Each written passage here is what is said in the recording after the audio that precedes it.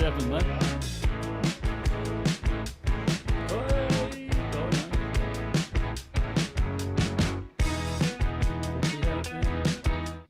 Hey, there we go. We had no intro, but we got action. I hope we got action.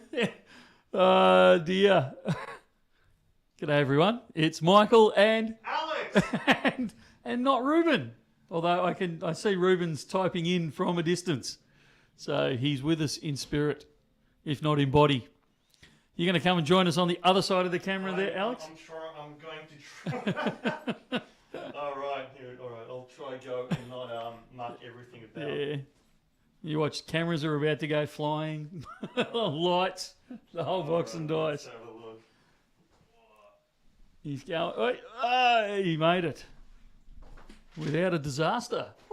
Mate, we are on fire. Who says we need Reuben around? No, thank you. Okay, big thank you to Reuben to tuning in from overseas. If you want to say where you're going, that's fine. But yeah, thanks for the last minute jump in and help to make sure we are up and live. Aussie Drop Bear, Matt, he's not gone forever. Actually, Matt was in... Was it Monday? He was in this week sometime. A few minutes ago, which could have been Monday, Tuesday or Wednesday. And we did ask him. But he's on his merry way to Perth. Indeed. He's probably there, actually, as we speak, because it is Perth-Ander this weekend. Yep. So good luck with that one. Yeah, it should be wild over there, as it always is in Perth. It's a really good show, the Ander show over in Perth, because you'd have to say Perth people are a little more cruisy than us Melbourne people. So it's a more relaxed Ander, and the Perth Mint's going to be there. Nice. And Perth Mint don't make it to all of them around the country, so it's a good one to get to. And Australia Post is going to be there. That's right, yeah. It'll be a really good one. So if you're in the Perth area or you happen to be going past Perth, it's well worth a look into the Ander show. Can't actually tell you where it is off the top of my head, but a quick Google search will tell you where and when. But it's on Saturday and Sunday this weekend. Definitely worth getting to. And if you happen to see Matt there, say good day to him. Yeah. I haven't been to the Perth one. Been to a few of the Melbourne ones. But yeah, I'd love to go to the interstate ones. The Perth one's great. I was talking to Matt about it when he was over here. I said a little bit tongue-in-cheek before, but it's actually serious. Perth is... I don't mean this in an insulting way. I actually really like Perth. But it's almost more country townish than capital city-ish. It just has that, 1 degree of... Could use some of that right now. Yeah, that's right. Whereas Melbourne and Sydney, we can get a little bit intense sometimes. So, all right, to fill in Rubes, because he's saying, I envy the time you had to set up. Because I camped out here trying to sort everything out. But he's been here since Thursday getting this set up. Michael still showed up at 2 minutes to go.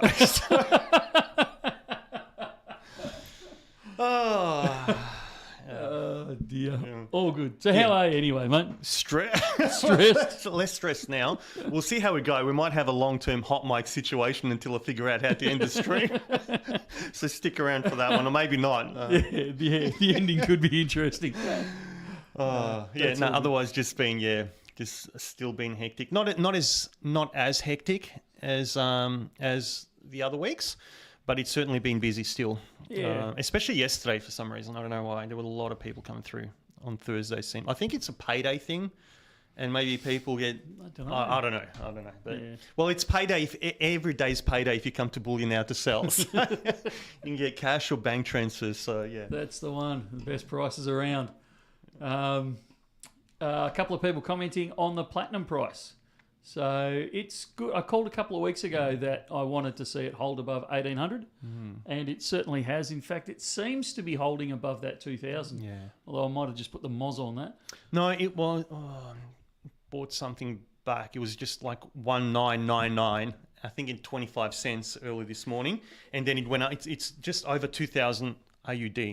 Seems to have been throughout the last few days. If I had Reuben here, we'd throw the Kitco screen up on the screen because Adam and I were talking about it early this morning. The spread on platinum has massively opened. So for those that don't know or may not quite know what I'm talking about, Very similar to shares and things like that. There's always a buy and a sell price, and in precious metals it's called a bid and an ask. So the bid price is the most that anyone is willing to pay for it at the moment, and the ask price is the least that anyone is willing to sell it for right at this moment. And when those two numbers meet, that's where a trade takes place. And it's the same on the stock exchange, it's the same on the foreign exchange, all those types of things. And normally platinum's spread is usually around about $15. You know, you see it go out to 20 sometimes. Right at the moment, I should have called it up before I went into this diatribe, shouldn't I? This morning, the spread was quite large. I'm on a go slow over here. The spread's actually come right back in now. It's only about $15 again, $16. But this morning it was right out at about $35 to $40. So it was a huge spread. So not one that you see very often. Platinum usually sticks around about that $10 to $15 mark, like it is now again. But it shows that there's a lot of instability in the price action when the spread opens right up like that. The other interesting thing that we've found with platinum, and it's particularly hit home this week, is there is a massive physical shortage of platinum. Yeah. So no one's got it. None of the suppliers have got it. Even if they will take my order, they are saying, yeah, no worries, you can book that in. It'll be 3 months for delivery. Oh, wow. And I didn't realise it was that. Yeah, it's pushed right out. Now, look, there's Perth's still supplying. Perth still seems to be okay. But they're one of the few. Pretty much everyone else we're dealing with is either we don't have any, we don't know when it's going to come back in, or it's, like I said, we've got some, but it's 3 to 4 months away before you're going to get it. So I haven't seen a shortage like a physical shortage on platinum like that for a long time. Wow, I had no idea it was that bad. Yeah, I think it's caught everyone on the hop quite a bit. But we have seen, like, through the shop, and I think on the phone calls as well, but definitely through the shop, there's a lot more. It's piqued a lot more interest in people buying platinum. We've been getting people selling platinum as well, taking advantage of the price increase. But there's been definitely a lot more people requesting and purchasing platinum as well. Yeah, look, I think with the, I wanted to see it hold above 1800. It has. I'm talking AUD here, not USD. Okay, it's held above that 1800, which I'm quite happy about. It's gone a bit. I don't know if it's gone too far. I guess I'd like to see it hold at least at, if not around that $2,000 mark in AUD. We can talk in USD if you like, but it's easier just in AUD at the moment on this where we are now. We want to see it hold somewhere around about that 2,000 for the next leg up. If it can stay here, I actually suspect it won't. I actually suspect it will pull back a bit, but obviously this isn't advice. This is just my wanderings as I'm spending way too much time in the car. I think you're going to see it pull back just a little bit and hopefully consolidate there. But this indication of a physical shortage, normally when platinum does a bit of a run, there's a lot comes onto the market. This time it's physically not available. So they can't just pump it straight back in. This is a very good sign for the longer term. Well, you know what, Michael? Last time you said that about gold, it shot up to almost double. So maybe I have to do what I did last time with gold. I have to do that with platinum now. But again, not financial advice. Now's the time to buy. Look, don't get me wrong. I'm very, very positive platinum, but you look in the shorter term, and I want to see some consolidation here. If it keeps running hard, that would actually worry me more than anything else. Just on another note, we're missing Rube, so there's no one to read out the comments. So sorry in advance if we miss any.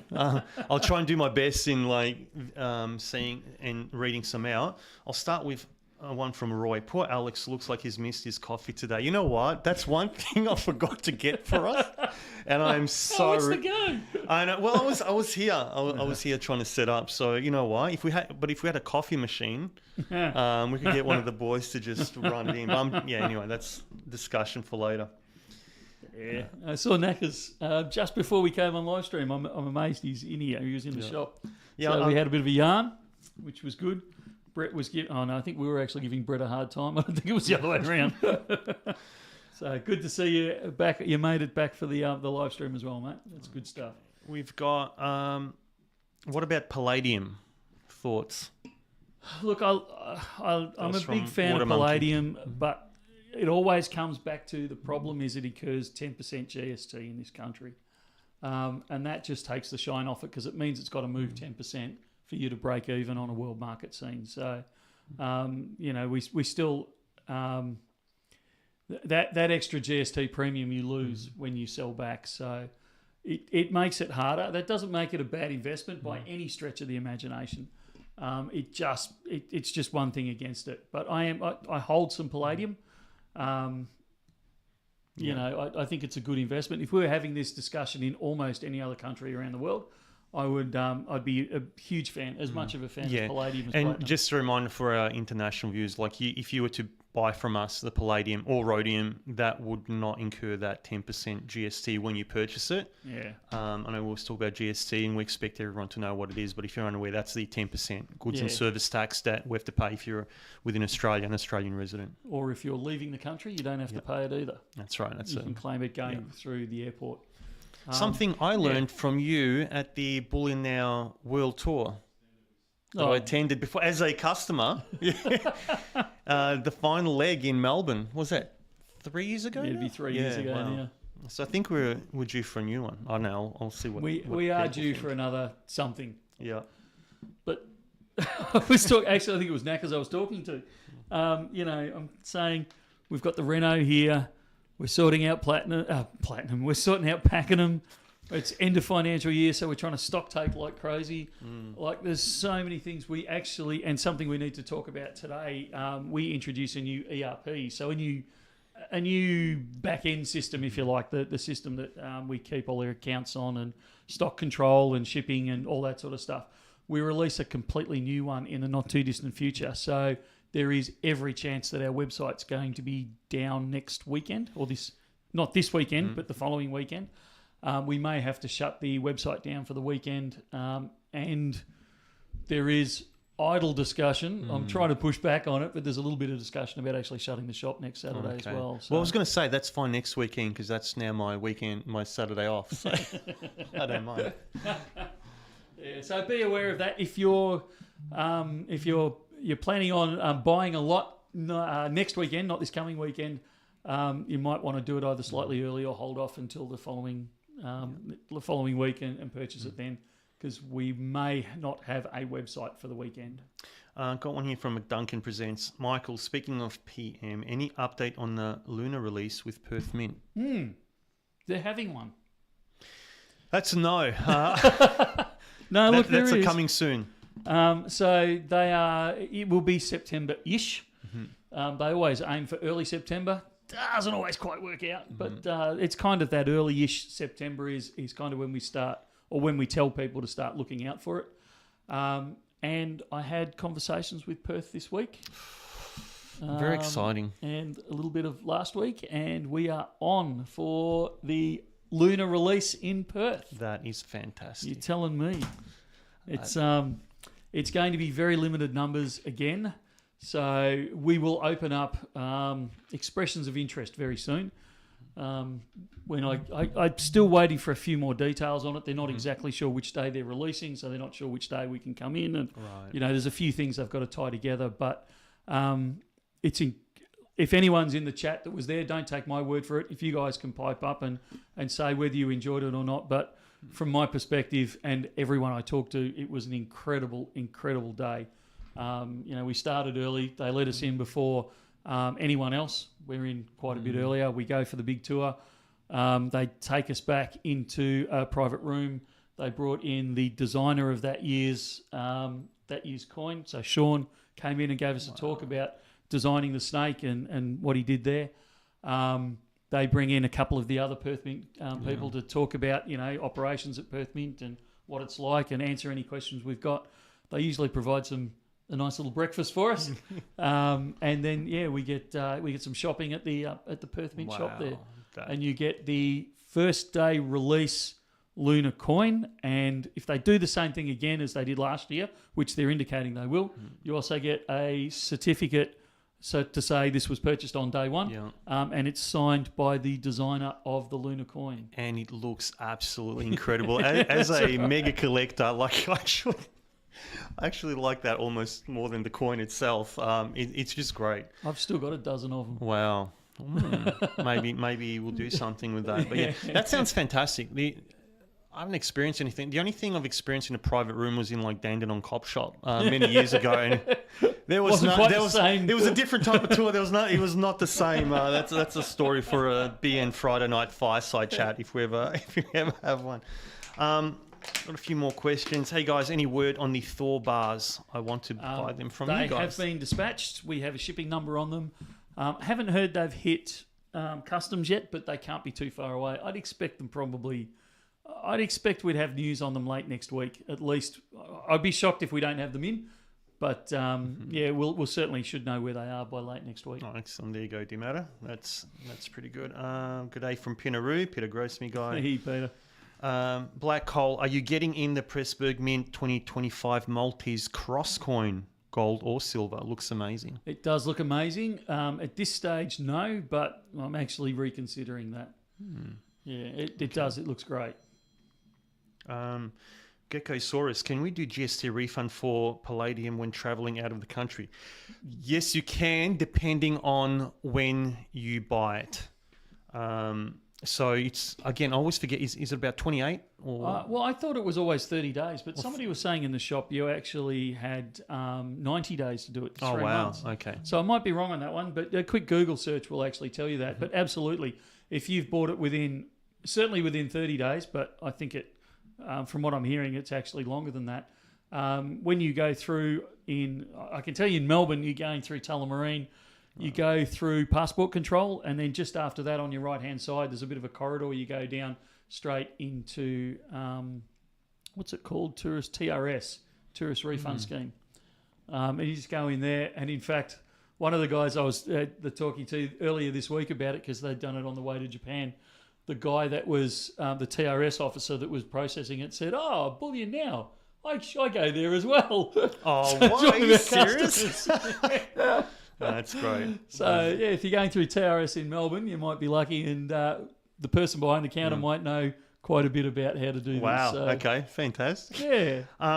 Actually, it's funny, a few Palladium questions. So this is from William PMCD. Hi, Bullion Now. Please, any comment on the $25 face value of Palladium Eagle? Now, I've seen this come up a few times as like people questioning especially like on Twitter mainly, overseas, people like wondering why is it only $25, say for Palladium, but all the other slower numbers. Can you... The Perth Mint gold coins are $100 face value for an ounce of gold. Yeah.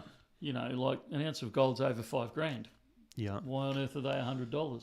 Now, from listening to previous Bullion Now episodes, I know here it's because it's got to do with how much because it's legal tender. It's absolutely legal tender. So how much they are legally allowed to print per year. So believe it or not, the government, despite popular belief, the government just doesn't print copious amounts of money. So they will allocate X millions of dollars to, we're going to make this much in bullion coins, this much in commemorative coins, and they actually allocated a face value, because if they did just print as much as they wanted, it's something we all complain about, is it drives inflation through the roof and all those types of things. So if they've allocated, for imaginary numbers, if they've allocated $100,000 to producing, and this is the federal government we're talking about here, that sets the overall number. I mean, obviously Perth Mint can muck around with it a little bit up to that number, and the Royal Australian Mint's exactly the same, and so are the overseas mints as well. It works the same in each country. So if you've got $100,000 limit and you make your coins $5,000 face value, obviously you can only make... Hang on a sec. I can tell you got 200 coins. That is exactly a lot less than what you would otherwise if you did a smaller amount. It's Friday afternoon. Yeah. Maths is not my strong point on a Friday afternoon. Especially without any cocoa. Yeah, that's right. So, they'll manufacture, I think I'm right, 200 coins there. Whereas if they give them $100 $100 face value, obviously they can produce far more. Yeah. So that's why they do it. Why they reduce it down so much. You look at a 1 ounce silver coin from the Perth Mint, they're $1 face value. It's far better than if they made a face value of $50. They can produce far more in the system. Yeah. Okay. There you go. Andrew's telling us in Brisbane, you go straight through the last gate, customs, and before duty free is the TRS scheme. Do online on the app first to make the process quicker. There you go. A man that's done it many times, far more times than I do. Yeah, I've got to think about what to get when I go overseas. SOVs. Yes, SOVs. SOVs are. It depends what you.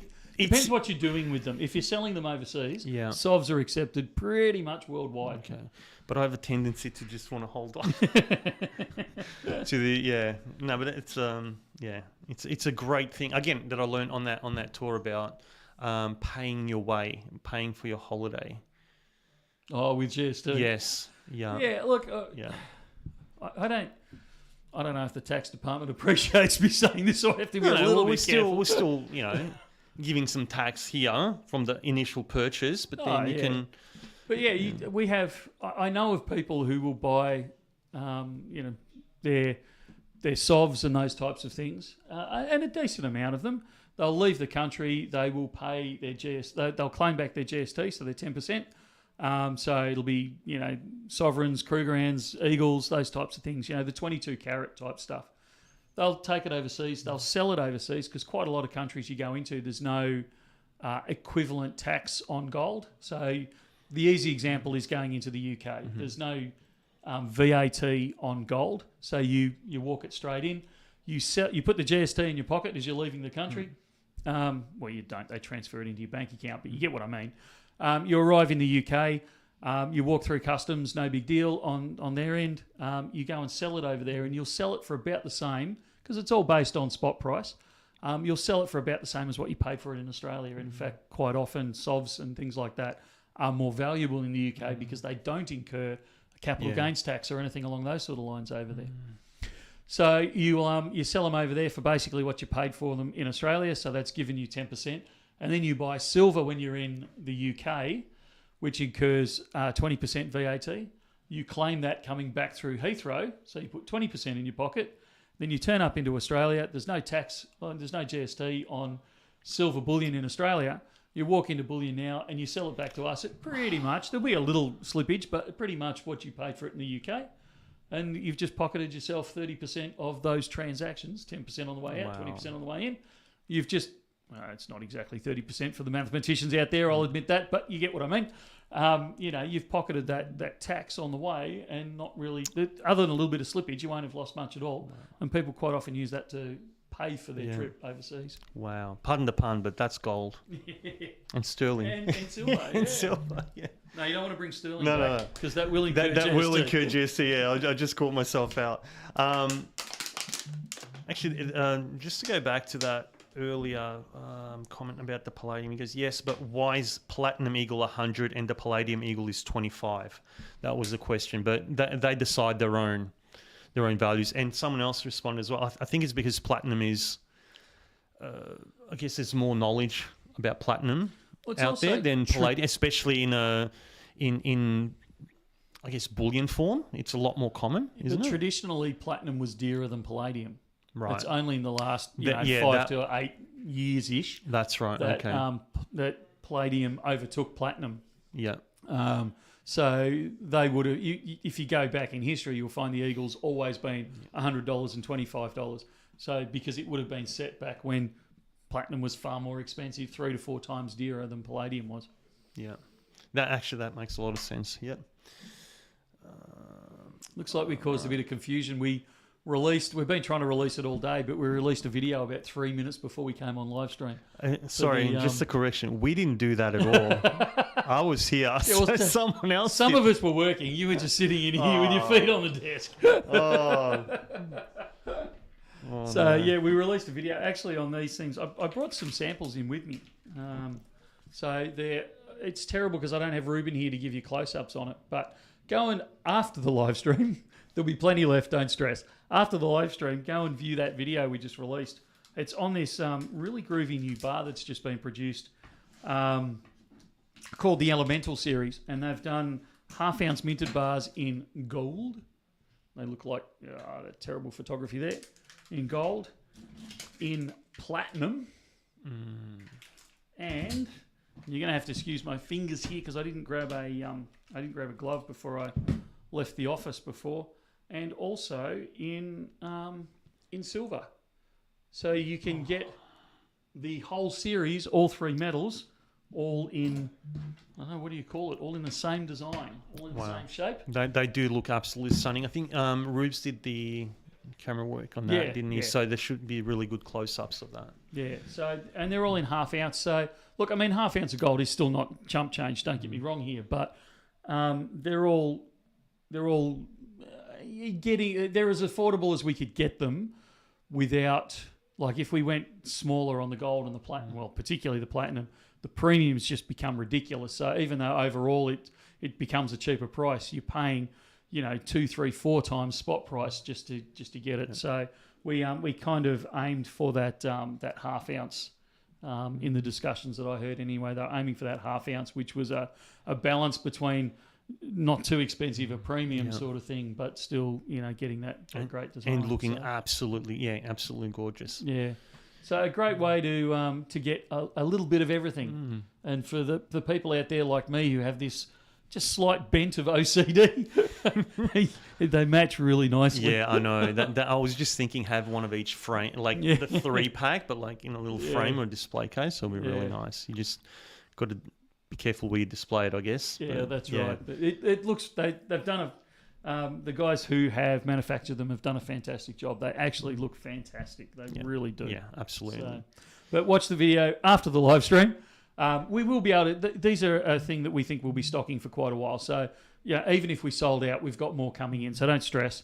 View it after the live stream, and if they're in your budget range, grab some. And I don't think you'll regret it. They look great. Yeah, they do. They really do. We've got one tin sinker. When will the wombats emerge? I don't know when the Wombats... I think the Wombats... No, look, I can't remember. I think they're kind of July, August, the Wombat. Okay, yeah, I don't know. I can't remember the last time that was. I don't honestly know. I haven't actually seen this year's design. It may... I have no knowledge of this, so don't tell everyone that an authority's told you, because I'm not. But the fact that I haven't seen the design of them makes me suspicious as to whether they're going to manufacture them this year. Yeah. Because I know there's a couple of series that they're looking at dropping. So it's funny because they're beautiful designs, but they never really got me collecting them. Yeah, I don't know why. And I think we don't really get many people. We do sell them obviously when they come through, especially online. They go, but we don't get too many people asking in store or just querying about them. So it's a bit strange because they are quite pretty designs. There's a lot of things now. I think we're having this discussion about. I hope Perth Mint's not listening to this. We're having this discussion about the dragons, the rectangular dragon series, and you go back 3, 4, 5 years, we just could not get enough of the things. Like, they were so popular, and now, like, they're still popular, but we don't get the humongous demand we used to get. Yeah. And I think people have got a little bit of. Well, in this case, I think they've got dragon fatigue. I really do think that, because we've got the rectangular dragon, you've got the lunar dragon, you've got the dragon coin, and that's just for Perth. Like, then you've got all the others that have produced it, and a similar thing with the snake. And I think people are kind of going, give me a break here, hold fire. Yeah. But I also think we're seeing that with a lot of the coins as well. It's like, it's just another coin. Mm-hmm. And I think people are looking for something different. Like where we used to sell a tube or a roll or even a box of the wombat or the kookaburra. I think they're going, look, I want a few, give a few to the kids and, the neighbours and that sort of stuff. And I certainly want 1 or 2 for my collection. But I don't think people are going that, boots and all, I'm going to take a large amount of them anymore. So I think there's a little bit of that almost fatigue about it. Yeah, I can see that. We've got a few more. And also, probably on top of that, as an aside, is the fact that you go back 5-10 years, Perth Mint were really, like Perth Mint, the Canadian Mint, 1 or 2 others maybe, were the only ones really producing that really high quality product. Whereas now there's how things have changed. Yeah, there's several mints now that are actually pulled their socks up and actually producing seriously decent products. So there is, whereas before there was only one or two options if you really want, a really nice design on a well-produced coin, those types of things. Now, you've got the likes of Germania and places like that are just pulling out these incredible designs. So I think there's also, people are able to spread the love a bit more. Yeah.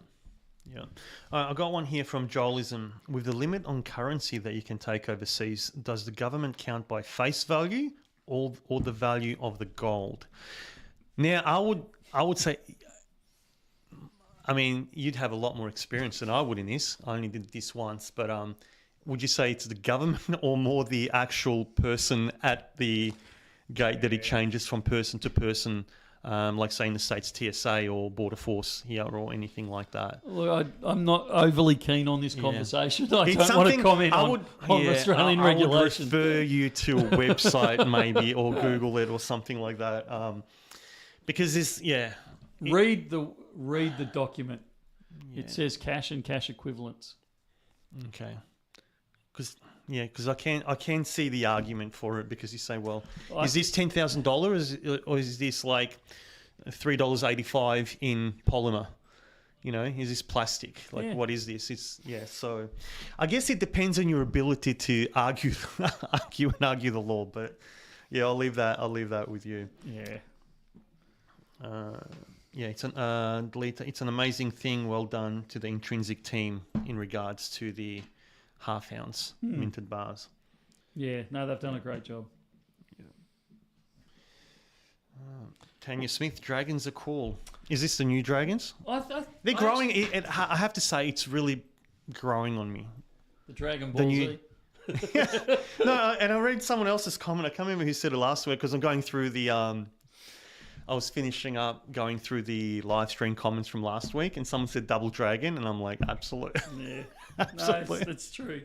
It's that 80s, it's that Western 80s design vibe for what an Asian dragon looks like, Oriental dragon.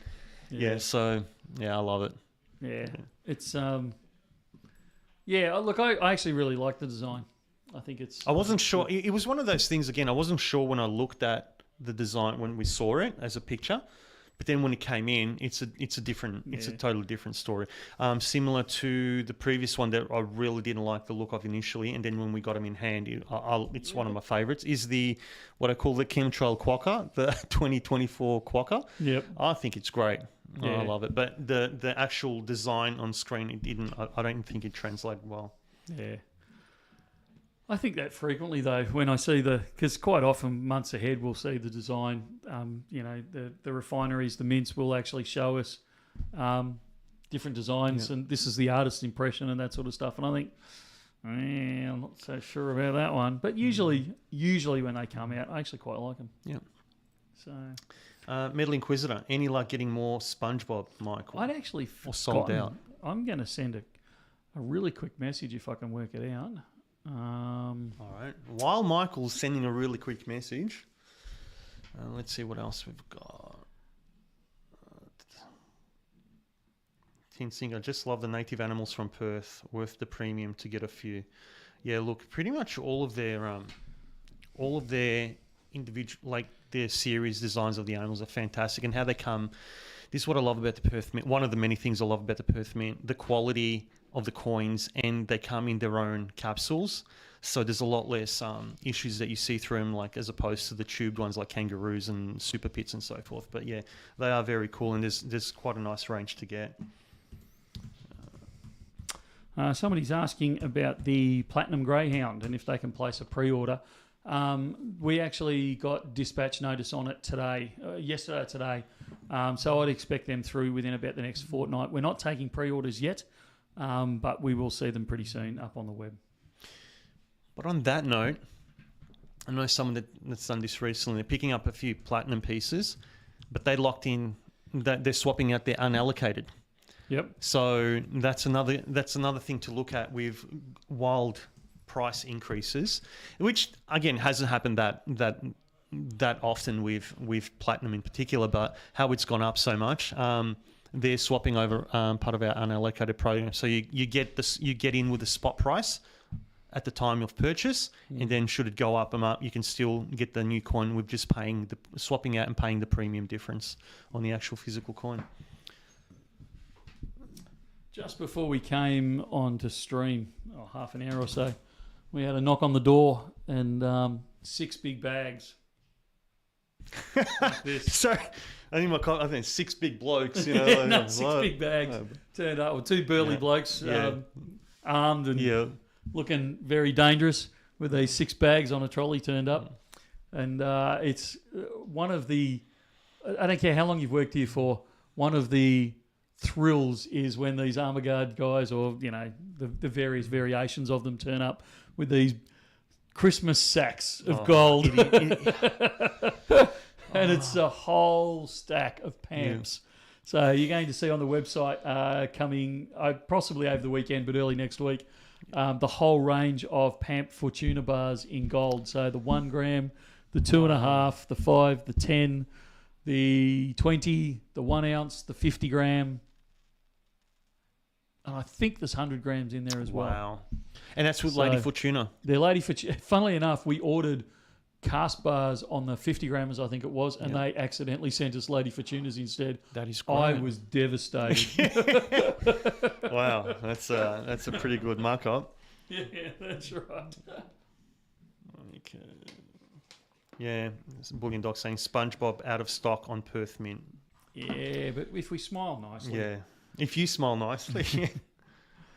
They're not responding to me in a hurry, so I might have done my dash, but we'll see what happens. Roxy's dad stacking. Alex, have we got a date yet for the next medals meeting in Melbourne? I'll have to check that and get back to you. I think there might be, but I'd like to double check before putting it out there. Is it every 2 months or every 3 months? But yeah, and we're trying to set actual dates forward, like specific dates, so people can plan for it. But I'll get back to you with a definite. Keith, I would love to have come to the Perth Ander, but it's just this close to the end of the financial year. It's darn near impossible. Which next Anders are coming up? I think the next one's Hobart. It's either Hobart or Sydney, but I'm fairly sure it's Hobart. Which there's a rumour going around that BN and LCS will be down there. I heard that rumour straight from the horse's mouth a few days ago. It got me very excited. That would be fantastic. Sorry, just to clarify, the Tassie one, not the Sydney one. Even though I'd love to go to Sydney, but yeah, there's something about Tassie. Yeah, and that was Hobart, wasn't it? Yeah. So sorry, Lonnie. It's just what's the big deal? It's literally just down the road. I know. Since working here, I didn't realise, but since working, you told me this about the rivalry. It's like a Sydney versus Melbourne, but in a much more confined space. That's the one. And then, so many customers that have come through, and it's true. Like they're just bagging the other one out. So I'm like, my wife spent a lot of her formative years in Launceston. Her father was over there for work, and they lived there for 5 years. I think it was probably longer, 8 years. And yes, she's very much a Launceston girl. You don't need to go to Hobart for anything. So if you do go, it'll be just yourself, isn't it, to Hobart? Well, I actually like the whole of Tasmania. I think it's one of the best places in the world. So I could quite easily be convinced to go down there and live. Okay, hang on. Water Monkey, there was an error with one of his unallocateds and emails. I'll just send you. As Michael goes through, I'll put in my email. You can just send me the invoice number if you email me, and then I'll have it sorted out for you. Yeah. We'll chase that one up, mate. Send us through the details so we can get into it. What else have we got up here? The gains come from being able to buy SOVs for... You need to buy your SOVs with that. This is going back to the GST statement. You need to buy your SOVs as close to spot as you can possibly get away with. I'm trying to remember how much we sell them for. Is it $50 above spot? I'm not even sure it's that much. I'm not sure. Yeah, it's very little above spot. And they're just a standard bullion SOV. You might get something special in there. We don't tend to sort through the SOVs too much. But yeah, you're just getting a basics of, and then you're taking that overseas. So go to a bullion dealer. So you're getting bullion quality sovereigns, and that way you're not paying excessive premiums on them or anything along those sort of lines. So yeah. We are getting in the Mythical Forest series from Germania Mint. I don't know how to pronounce it. YGGDRASIL. I know. I just don't want to show off. Yeah, okay, good on you. When I was over there in Poland, they were telling me that it was either the first or the second hardest language to learn in the world. And with Polish. Yeah. Oh, look, as a Slav, right? Polish was actually the second language I had to learn when I was still young overseas. But compared to other there's Slavic languages, and then there's Polish. It's interesting. It's interesting, yeah. It's like the language. Yeah. You know, there's Victorian English and then there's Sydney English. Okay, yeah. Yeah, but then times this by 100, and then you have Polish. Don't get me started on Queensland English. Yeah. All I know about that one is crikey. Yeah. Is it an inconvenience to Bean if people use the unallocated program as a short-term bank deposit? No, not an inconvenience at all. That's I hesitate when anyone ever says short-term when it comes to precious metals. I always hesitate. But so long as you understand that you might get caught in a sudden price move upwards or downwards, it's not an inconvenience for us. It's more my concern for you on that one. Stephen By here. Hi, Michael. I'm wondering, where do central banks get their big fat bars from to fill their vaults, apart from each other? These will be the 400 ounce gold bars. They're called LBMA bars. Yeah. So LBMA is part of the London Metals Exchange. It's basically the official registration for refiners. If they want to supply central banks and investment funds and all those types of things, they have to be able to produce these good for delivery. I can't remember the exact term. It's something along those lines. Good delivery, good for delivery, something like that. I think it's good for delivery. But it could be, bars. So it's 1,000 ounce bar in the silver and the 400 ounce bar in the gold. And that's basically, they are designed for either refineries or for central banks to stack in their big vaults. So you can get them. We can certainly supply them. We don't tend to, because we don't tend to have too many people walking through the door going, I'll have me a 400 ounce gold bar. Yet. But if we had them. Yeah, maybe if we had them, but I'm not getting the demand for them, so we're not chasing them up. But we can certainly get them in if you wished. But that's the standard bar when you're in the central bank lane of purchasing. Yeah. And a good follow-up question from M Staff. Good question. Also, has Michael ever sold them big bars? Yeah, look, we do. Certainly we sell the 1,000 ounce bar. You'll see those on our website semi-frequently. And you can always ask them for them, because we always have them, because we actually use them for two things. One, for backing the unallocated program, because quite often it's the cheapest form of metal that we can buy. Remembering that, like anything along these sort of lines, the bigger you buy, the cheaper it becomes. Whether you're buying precious metals or sugar at the supermarket, you'd expect the same sort of thing. So we usually, it's not a definite guarantee we've got them, but we've usually got them in stock in some form. We also use them if we're getting metal remanufactured by one of the refineries. We'll quite often source some 1,000 ounce bars, and then we'll take them to a refinery and say, can you make us, X, Y, or Z?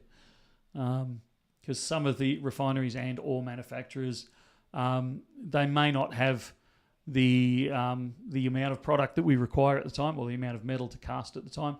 So we find that if we can supply our own, it makes things a lot quicker and cleaner. So quite often we'll stack those 1,000 ounce bars for doing that. Desi, I hate to break it to you all, but Yggdrasil seal definitely isn't Polish. No, I know that's not Polish, but it definitely is. I haven't got the foggiest. No, well, you tell people's Martian. No, that will be my understanding from Norse mythology. So it'll be. Well, that makes more sense.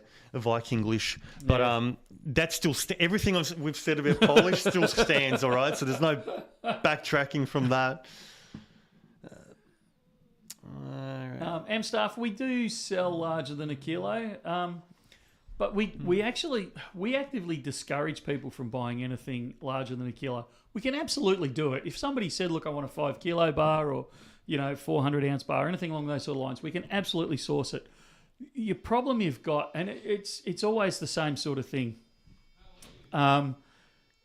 Once you go over, particularly the kilo, but I would argue once you go over 100 grams in size in gold, you're really limiting the places you can sell your gold, because you can't just lean over the neighbour's fence and say, hey, I've got some gold for sale. I've got, a 400 ounce bar. It's worth, I don't know, I'm doing really rough numbers, but it'd be worth about $2 million at the moment. So, it's worth about $2 million. Are you interested? You're really restricting yourself. Even a lot of the smaller bullion dealers wouldn't touch it because of the drain on cash flow. And, then what am I going to do with it? Because really, as a bullion dealer, if we receive one in, it goes straight through the manufacturers and we get it turned into 100 ounce bars or 50 gram bars, those sort of things. So usually when somebody comes in and starts asking for these larger bars, I'm usually fairly active in saying, look, these are it's great because you're buying it the cheapest way you possibly can, but are you aware of these limitations? Like, it's more difficult to sell. And also, you've just bought yourself a $2 million bar. If you need a quick 10 grand, 15 grand, the car's blown up and I need to put in a new gearbox or something like that, you can't hack the corner off your 400 ounce bar and bring it into Bullion Now and sell it. You've got to sell the whole thing back. So you're really limiting your options when you're going to those larger sizes. Even the kilo, it depends on people that are buying it. If they're buying it for a self-managed super fund, that's slightly different because the chances of you needing a smaller amount off the corner of the kilo bar is a little less. But even the superannuation funds I'll have a talk to about, are you sure you really want this? And usually we encourage people to get a bit of a stack of other sizes first. Get some ounces in, get some 100 grammers in first, get those under your belt. So if you then do need, you buy your 400 ounce bar, that's great, looks fantastic in the safe and all those sorts of things. If you do need a quick chunk of change, 10 grand, 15 grand, 20 grand, you're not worried about the 400 ounce bar. You can actually just take a couple of your ounces or, a 100 gram bar into Bullion Now and get your 15 grand out that you require. And look, I do feed that worst case scenario through to people, but you also got to remember, if you do have a kilo bar or a 400 ounce bar or a 5 kilo bar or anything along those sort of lines, if you did need to break it down, we can still do it for you. You're going to lose a little bit on the transaction, absolutely. We're a business after all. But it's not impossible. We can still. It's still a 400 ounce lump of gold. Like it's not like you've turned it into a car that loses its value as soon as you drive it off the lot. It'll make a lot of gold tails. Well, this is it. Yeah. And it is. The bigger you go, the cheaper it becomes on a per gram, per ounce, per kilo, depending on how you're trying to look at it on basis. In Australia. Yes. Because I remember when you spoke with, is it Tennessee Coins? Yeah. And they said, I think it was in that video, where they mentioned that in the States they pay more for the heavier time. At that time anyway. Yeah, you'll for the find heavier it, bars, and it does it over here. You'll find it ebbs and flows. I thought that was interesting. Yeah. Some days we're looking for fractional. Some days we're looking for the larger stuff. It can just depend on what's happening at the time, what the market's demanding. And look, we're happy to pay. We penalise people that bring in larger bars. If you read our FAQs, we talk about the fact that in gold, once you go over 100 grams, it's the price is by negotiation. It is in 100 gram in bar size. And then we also give a total amount that you can sell back in any 1 week. So we have the option there to actually penalise people when they start moving into the larger bars. And we do that for cash control and for holding options. So if you bring in a 5 kilo bar of gold, we're not going to be able to move that relatively quickly because there's not a lot of demand for 5 kilo bars of gold. So we're going to say, look, we've got holding costs. We're probably only going to offer you 98% or something along those sort of lines.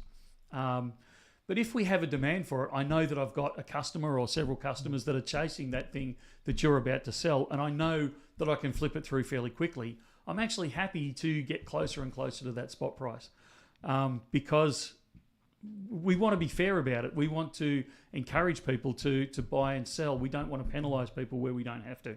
So we very much try and give people as close to spot price as is businessly possible.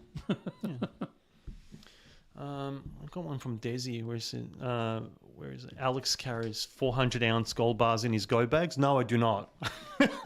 I want to be very mobile. They go in my Humvee. Bulletproof Humvee. Yeah. Dan, the collecting man, why is the platinum price 1,988 on the BN website and 2,034 on the Perth Mint website? Perth Mint have their own data feed For spot. for spot price. Oh man, I really hope Perth Mint's not watching this live stream. All right, and we got one from JMac. Don't think just...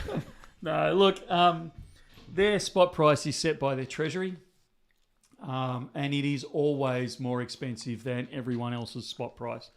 And that's great because that's what they're selling it at.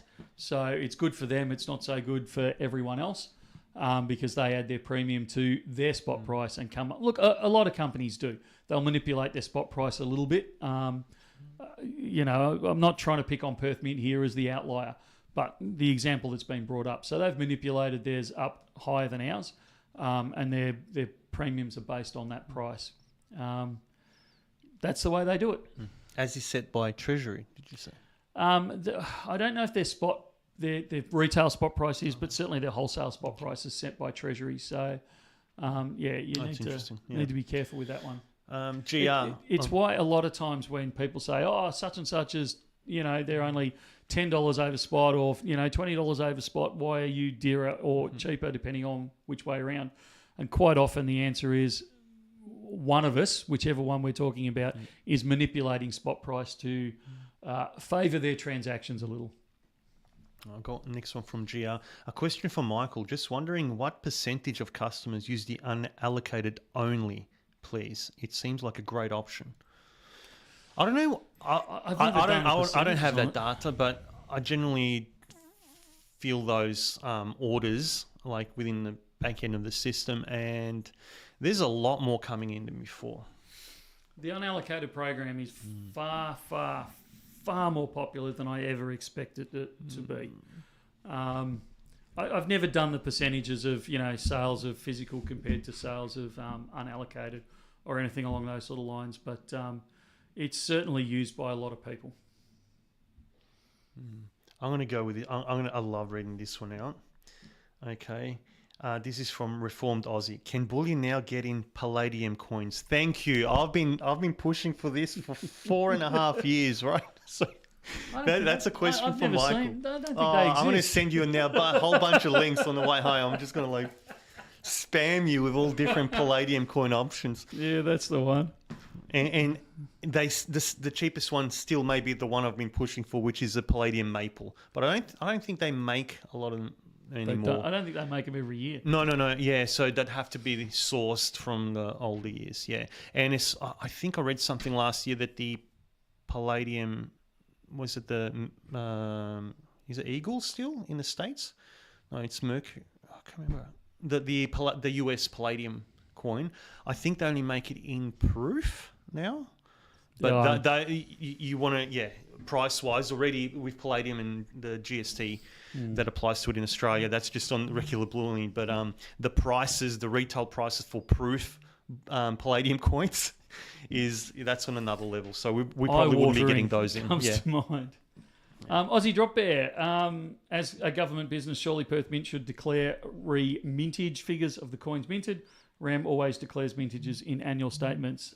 Perth Mint, I don't know if they do it in their annual statement, but Perth Mint absolutely declare their mintages.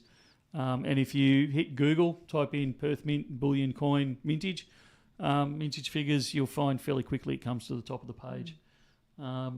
I find Perth Mint a bit slower on their declaration of mintages than RAM and a lot of the other mints overseas, but they still do it eventually. They get around to it. Desi, I hope like mad that there is no chance of your unallocated tripling when we change our back-end system. Yeah. But I have to say that is one that's keeping me up at night. Yeah. Peter Grace, questions regarding unallocated. Is any increase in values on spot taxable? Sorry, I don't understand the question. So, all right, regarding unallocated, is any increase in unallocated value, like whatever is bought in unallocated, if it goes up, let's use platinum as an example. So let's say bought it at 1,500 AUD an ounce. Now it's say 2,000 AUD. Well, at this stage, as long as you haven't sold it, there is no capital gains We tax. wouldn't be because you'd have to actually. Well, as Michael cleverly alluded, at this stage, because we don't know what's coming, but at this stage, no. And for those that are unaware, we're referring to the incoming. Was it 3 million? Yeah, 3 million and above in your SMS. super. Yeah. Is it just all supers or just self-managed super funds? Well, let's wait for the details to come out. Don't want to freak anyone out. I got to say, I'm freaking out a little bit, not because I've got 3 mil in my super, but more because I think it's the thin end of the wedge, and it really does worry me. It really concerns me that they're going to just leverage this more and more and more. Yeah, Stephen Byer, Alex, I reckon you should hit up Intrinsic Tender for a PD addition to the new half-ounce. Believe it or not, bar. we actually did mention it, and we got several glares and a few chuckles. There is no way. Yeah, I did. Yeah, I was in one of those conversations with Adzi, with the refiner. I don't think from that refiner we'll see anytime soon, unfortunately. But it will make a beautiful collection. It would. It really would. But then you're going to say I want the rhodium one as well. Well, I would say that, but I know no one else would even entertain that. So, yeah. And actually, I did bring that up, and there was more of a hell no. Yeah. Matthew, that's a really interesting question. So, when setting up a self-managed super fund, what is the best way to go with unallocated or allocated, in your opinion? We can't give an opinion on this one. When you start wandering into self-managed super funds, all of us have to be really, really careful. There is so much regulation around them. There's so much monitoring. There's so many things. In my super fund, look, okay, I'm actually going to cop something here. I have actually said this online before, but I try not to say it because I don't want to freak anyone out. Me personally, I don't like unallocated. For me, it doesn't sit well for me. Not the way that I've designed everything. I like to be self-sufficient, so I like the fact that I have physical gold and silver. I like the fact that I control the storage of it and things like that. With your unallocated, what you've got to remember, the negative side of unallocated, which we're quite happy to talk about. We don't hide this or anything along these sort of lines. But the same with storing your product wherever you go. You are handing control of that product over to someone else. Now, as trustworthy as I think we are, and as trustworthy as I hope you think we are, at the end of the day, you're still handing the keys to the kingdom to someone else. The easy example is with unallocated or allocated. We're only open 9 to 5, Monday to Friday, 9 to 1 on a Saturday.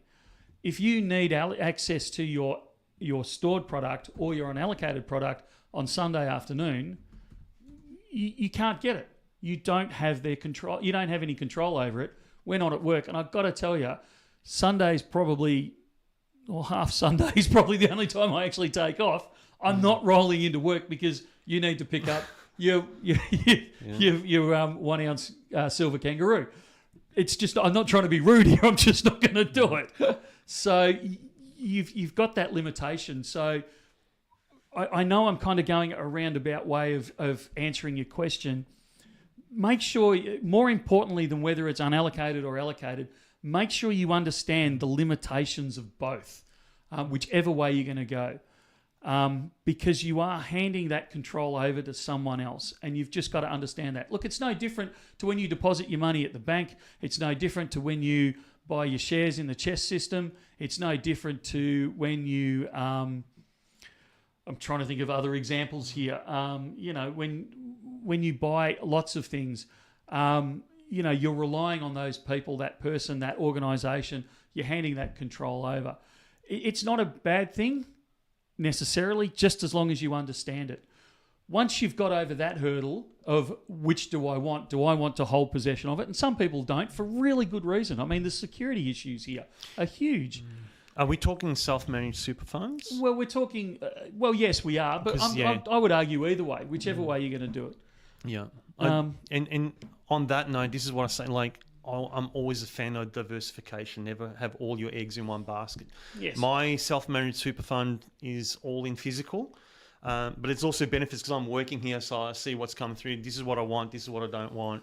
But I also don't want to have the risk of having it all at home. And if you have it at home, especially if you, depending on the amount of bullion and the value that it'll keep rising that you have at home. But to have it at home, then you'll have to have it insured. To have it insured, you have to declare what you have. Otherwise, if anything happens, you won't even get a portion of that because you haven't basically declared it. So someone at the end, and this is just the way I'm careful about these things. I don't want to tell any third party how much I have in value at home because I don't know who they are. I don't know who they share that with. I don't know if that's going to be exposed. I don't know if that's going to be sold, that information.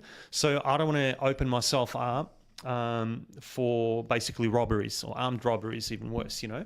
So I have it stored. I have my self-managed super fund bullion stored at a secure premises, which is with Bullion Now, and that's insured and everything. And if he wasn't with Bullion Now, if I wasn't aware of Bullion Now and I wasn't working here, I still wouldn't have it at home. I'd have it at a private vault or similar. If there's options, and I know this in many places there's options to have it at a bank, I would never put it in a bank ever. That's just me. I just don't trust it, and there's no one anyone can say to convince me in terms of bank storage. I get what you're saying, and I agree with what you're saying.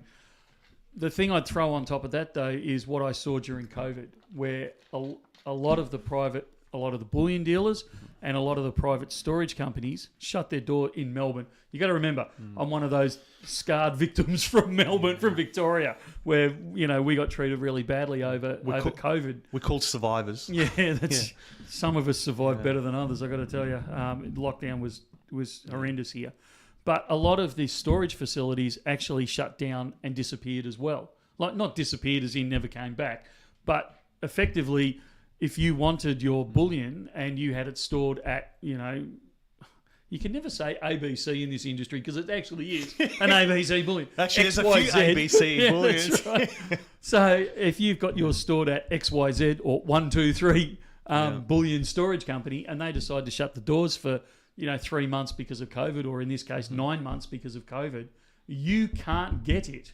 It's that simple. And that's what you've got to. That's actually happened. So it's in actual fact you were better off having it at the banks at that time because the banks stayed open. Yeah. So you could get your stuff out. Yeah. Again, as I said, I like to diversify. That's why I have a private stash or private stashes in different areas so I can get to. But again, the way I see it, it's part of a self-managed super fund, and I know everyone's circumstances were different, but I'm not looking to take delivery of my super to cash out before before retirement age, for example. So that's something that wouldn't concern me as much. I would be more concerned in terms of operating like a bullion bank, in terms of I need some quick funds to convert. I want to liquidate this bar or these coins, and that was more of a concern to me then. And it's a valid example, Michael. And I think that's something, like you said, people do need to realise about unallocated. But again, I wouldn't be worried as much if that happened with my super. I would be more worried if I had that with my own bullion. Look, it's one of the reasons why we fought, and we didn't close during COVID. We were the only ones that stayed open in the Melbourne area. As far as bullion dealers go, for the whole time, we shut for 1 day, and that's because we had a COVID case come through the door. And we had no choice until I could get someone testing negative, and then we had the doors straight open again. But my whole argument was you buy bullion for when everything hits the fan. Yeah. I kind of look hypocritical if I then go and shut the doors when it does and won't trade with people. So, and it was a fight to stay open, but we stayed open for the whole lot, barring that 1 day. So it's not somebody there. There's a couple of different comments there.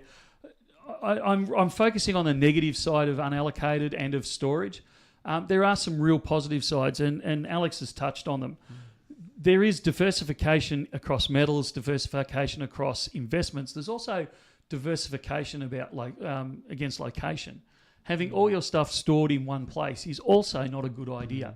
It's good to have it in several places, and I fully support storage facilities for those sorts of things. Yeah.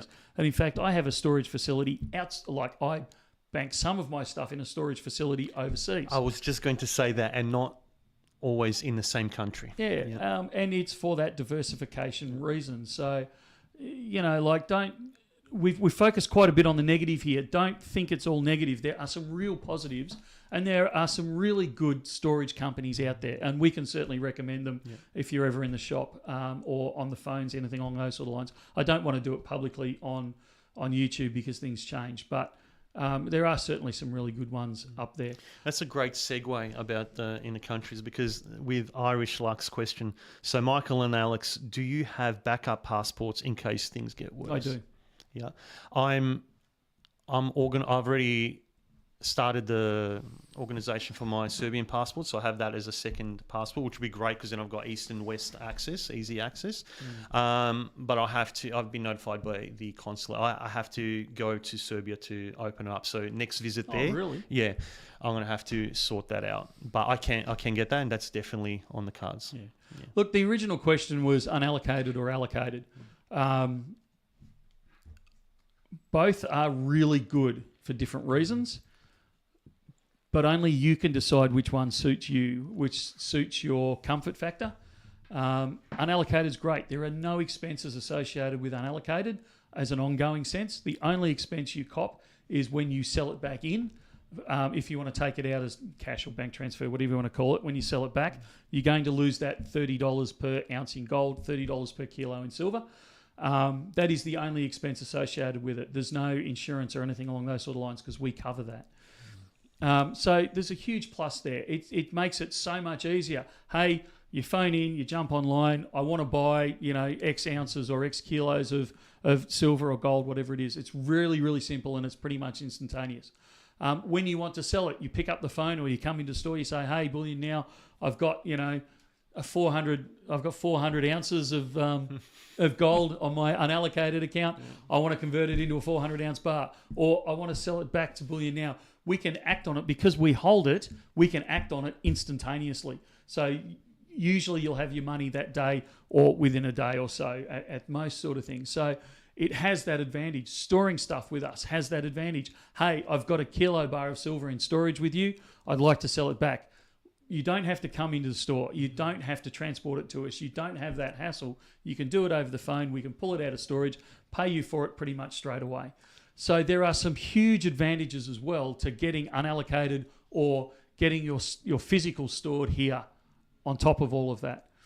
You've got to work out what's best for you, and no one else can come in and say, this is what you should do. Explore it. Ask all the questions. Jump on the phone to us. Send us an email. Come in store and see us and say, I've got this list of 1,000 questions that I want to work through for you until I'm comfortable with it. And whether you're dealing with us or someone else, another company, until you're satisfied, don't feel bad about asking the questions. Until you're satisfied, don't make a move. And if they say to you, go away, I don't want to answer your questions, go away. Do not.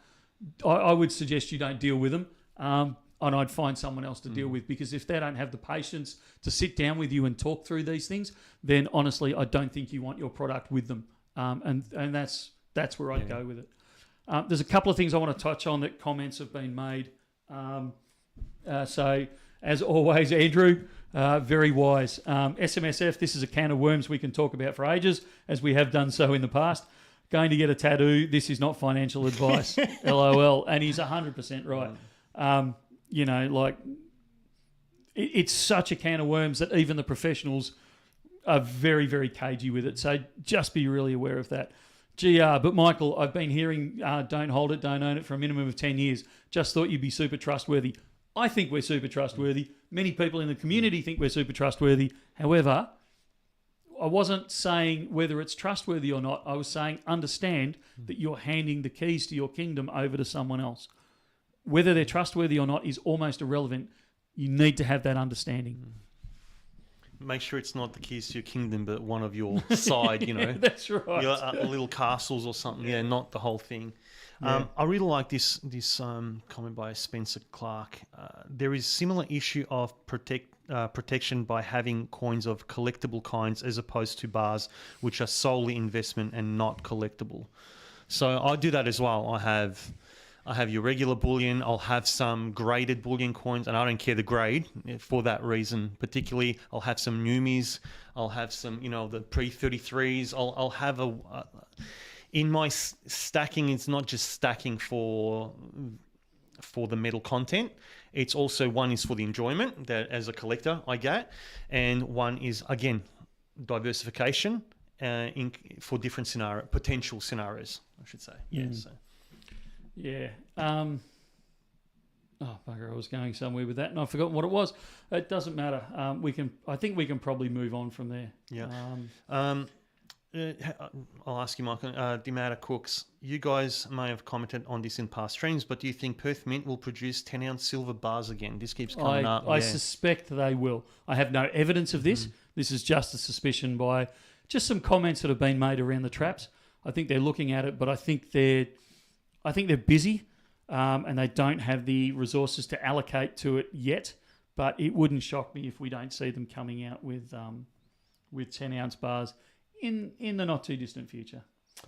Alexander, do you think it's strange that the purity of, in this case, ABC bullion silver cast bars are not 4.9s?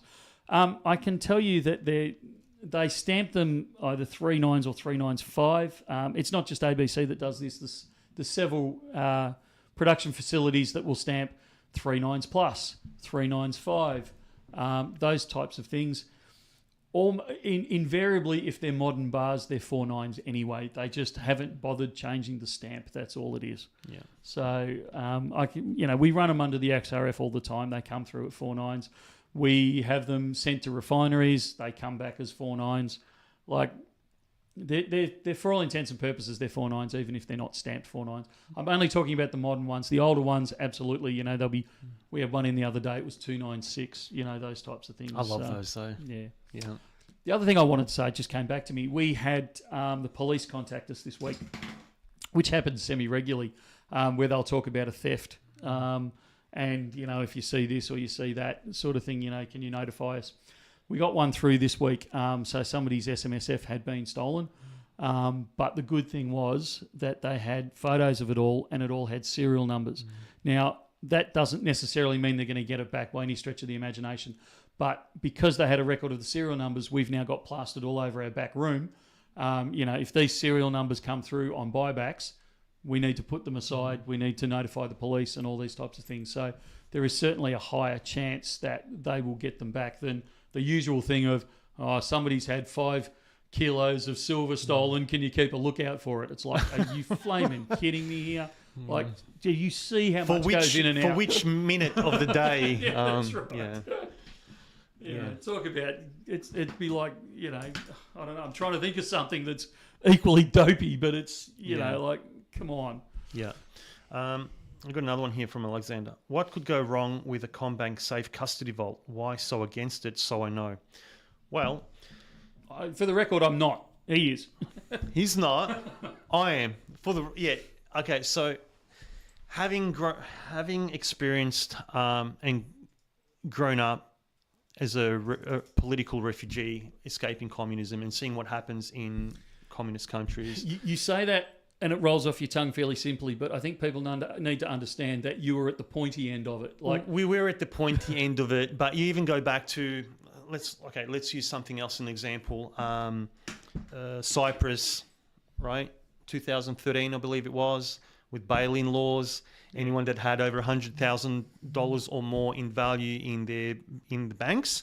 I wasn't trying to reduce your impact. I was actually trying to put it up on the level that it should be. No. That's you are one of the serious political refugees. Like this was not pretend stuff. This was pursuit by communism of your family. Yeah. Well, I don't know if I mentioned this last time. Yeah, I had 2 kidnap attempts on my life to bring my dad back. That's why we flew from got political asylum in Australia, so they can't put me in the back of a vehicle and just cross the across border. a few borders. Yeah. Yeah, maybe submarine. I don't know. Yeah, that's right.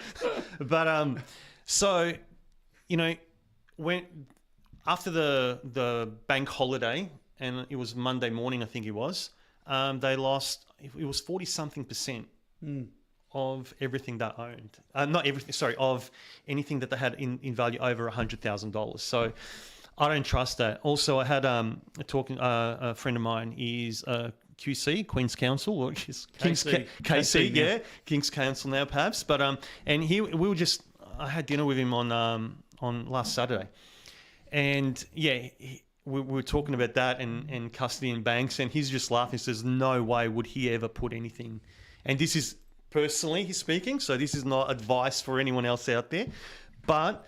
And then we started talking about a few laws that came in previously and that have been for a long time, like in the system. So he does not trust it anything himself. And for someone like that to tell me on another level, don't even try and convince me because I won't be going. I'd rather risk it. And again, my handle is not the Midnight Gardener for nothing. I'd rather bury it somewhere.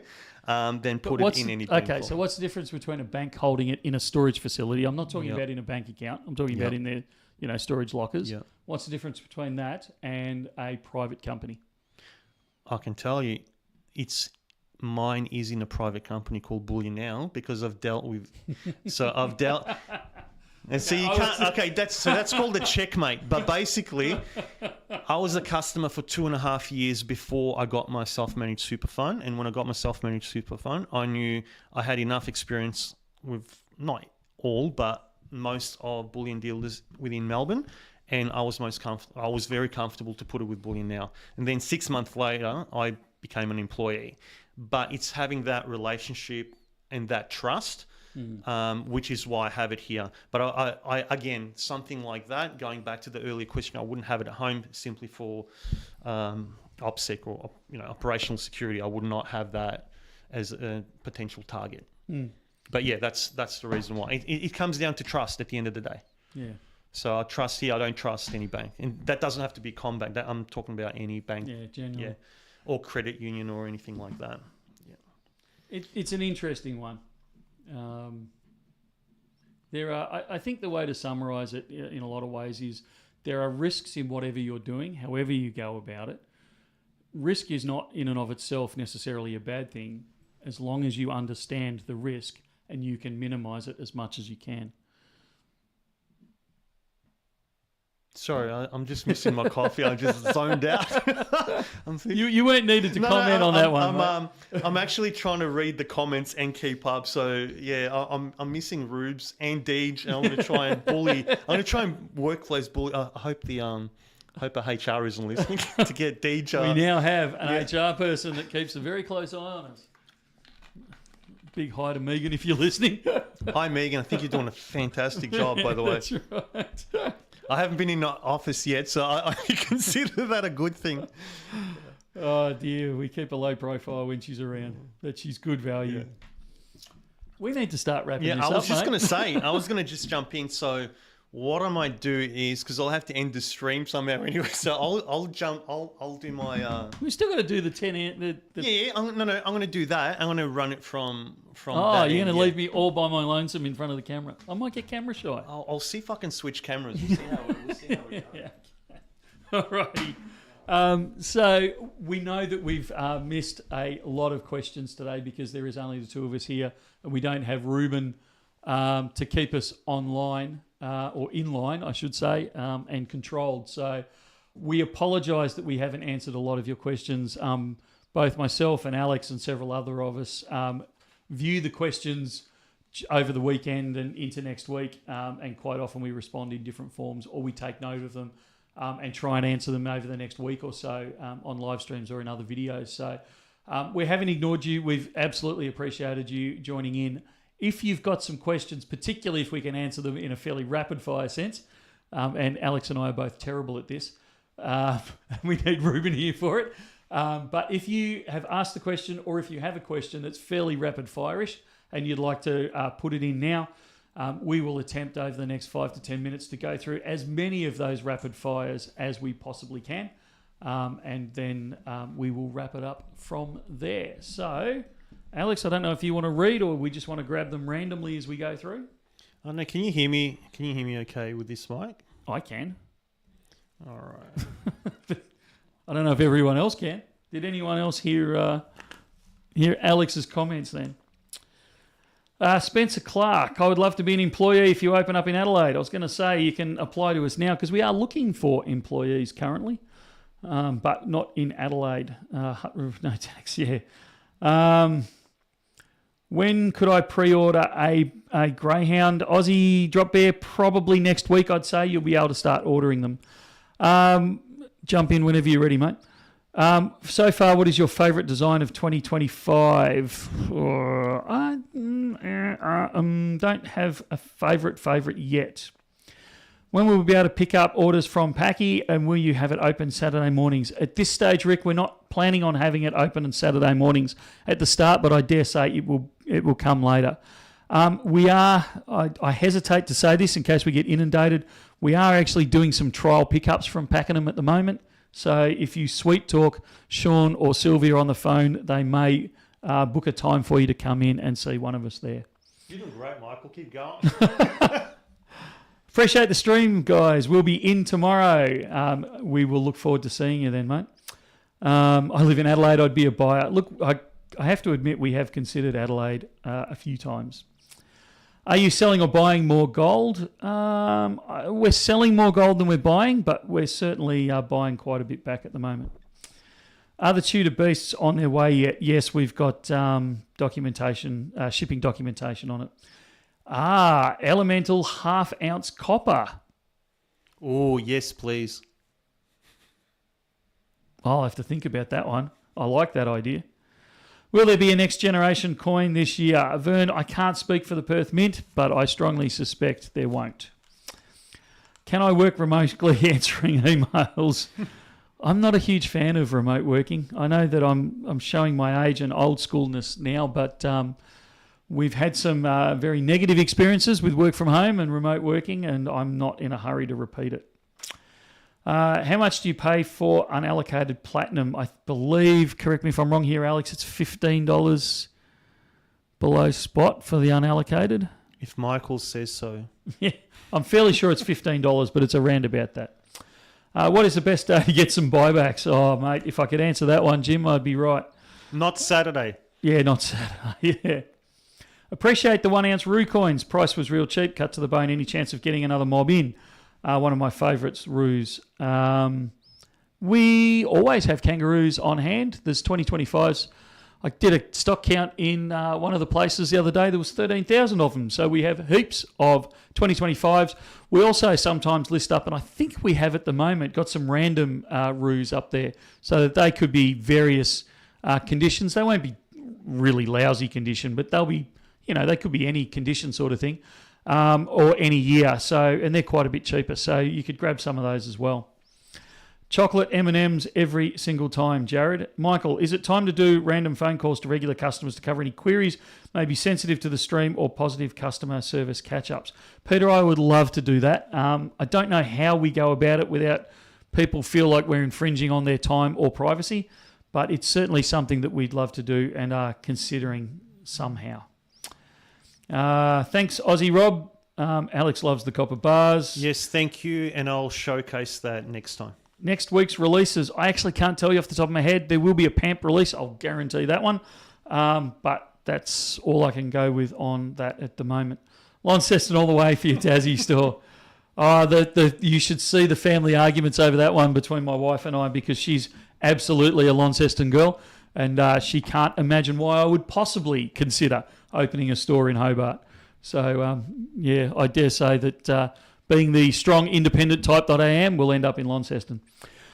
Silver's dipped below 55 now. Thoughts? Look, people start to get stressed when things stop going up. We need to relax. There's an ebb and flow to all these sorts of things, whether we're talking stocks, whether we're talking property, whether we're talking bullion, all these sorts of things. It's healthy to have these pullbacks. It's when we don't get the pullbacks that I stress. It's just part of the natural ebb and flow. What coin or bar are you most looking forward to in 2025? I want to see the horse design. I want to see what Perth Mint's going to do with the horse. Definitely. And there's some designs out of Germania that I'm looking forward to seeing as well. So they're probably the two that I'm really looking forward to. We are considering a Queensland shop water monkey. Gold buffaloes, don't have any at the moment, but we should get some in soon.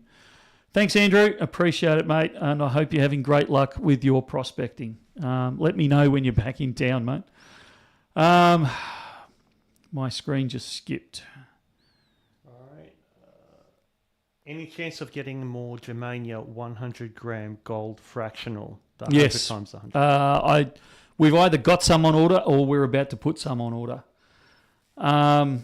Stephen Bayer, we've talked a couple of times about doing a pop-up store in Darwin. It's still in the back of my mind if we can work the logistics on that one.